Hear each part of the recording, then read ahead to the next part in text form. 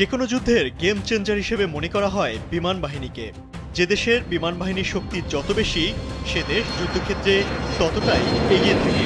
যদিও আধুনিক বিমান প্রতিরক্ষা ব্যবস্থা বা এয়ার ডিফেন্স সিস্টেম বদলে দিতে পারে অনেক হিসাব নিকাশ, কিন্তু আধুনিক স্টিলথ প্রযুক্তির পঞ্চম প্রজন্মের যুগে অবশ্য এয়ার ডিফেন্স স্রেফ এক খেলনা ছাড়া কিছুই না। কেননা আধুনিক এসব যুদ্ধবিমান শনাক্তই করতে পারে না বিশ্বের কোনো রাডার। বলা যায় অদৃশ্য যুদ্ধবিমান সব। ভারত পাকিস্তানের বর্তমান যুদ্ধ অবস্থায় তাই একটি প্রশ্ন সবার মনে, আকাশ শক্তিতে কে বেশি এগিয়ে, কার যুদ্ধবিমান কতটা শক্তিশালী। শুরুতেই দেখে নেই ভারতের আকাশ শক্তি কতটুকু। সামরিক বিমান বাহিনীর সক্ষমতায় বিশ্বের চতুর্থ অবস্থানে রয়েছে ভারত।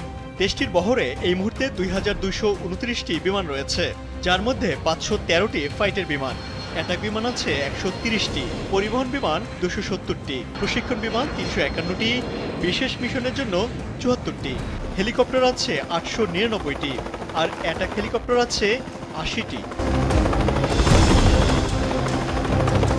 যদিও আধুনিক প্রযুক্তির যুগে এসে যুদ্ধবিমান থাকাটাই শক্তিমত্তার প্রমাণ নয়, বরং কোন প্রযুক্তির আর কতটা আধুনিক যুদ্ধবিমান বহরে আছে সেটাই এখন গুরুত্বপূর্ণ। দেখে নেই ভারত এই মুহূর্তে কি কি যুদ্ধবিমান অপারেট করছে। দেশটির বহরে যুদ্ধবিমানের মধ্যে উল্লেখযোগ্য হল রাশিয়ার তৈরি সুখোই Su-30 ট্যাঙ্কার সি। এই জেটের সর্বোচ্চ গতি 2120 কিলোমিটার। জেটটির ওড়ার ক্ষমতা অসাধারণ। 1989 সালে প্রথম অপারেশনে আসে রাশিয়ার তৈরি এই যুদ্ধবিমানটি।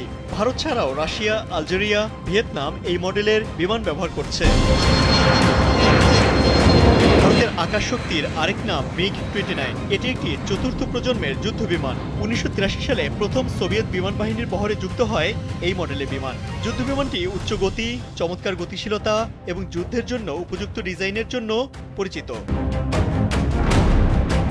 এটি বিশ্বের বিভিন্ন দেশে রপ্তানিও করছে রাশিয়া, যেমন ভারত, সিরিয়া, উত্তর কোরিয়া, ইরান, আলজেরিয়া, ইউক্রেন ও বাংলাদেশ সহ প্রায় 25টি দেশের বিমান বাহিনী এই মুহূর্তে ব্যবহার করছে দুর্ধর্ষ এই যুদ্ধবিমানটি। যদিও আধুনিক যুগে কিছুটা পুরনো হয়ে গেছে যুদ্ধবিমানের এই মডেলটি। গত কয়েক বছরে ভারতের বিমান বাহিনীতে বড় সংযোজন হিসেবে দেখা হচ্ছে ফ্রান্স থেকে আনা রাফায়েল যুদ্ধবিমানকে।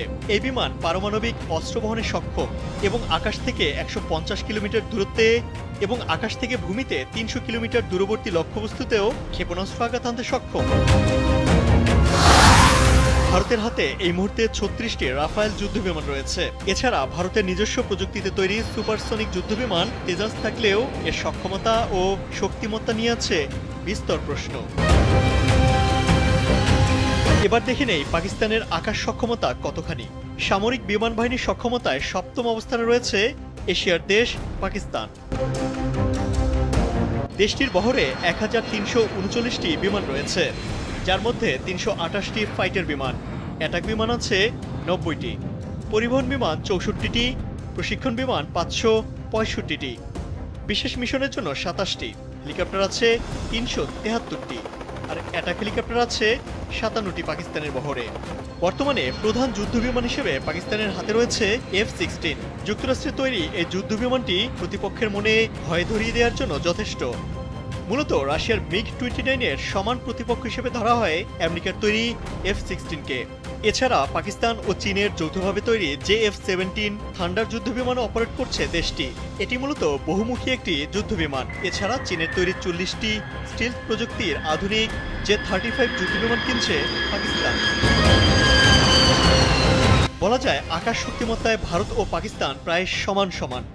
তবে শুধুমাত্র আধুনিক যুদ্ধবিমান দিয়ে নয়, বরং এর দক্ষ পরিচালনার উপর নির্ভর করে যুদ্ধের সফলতা।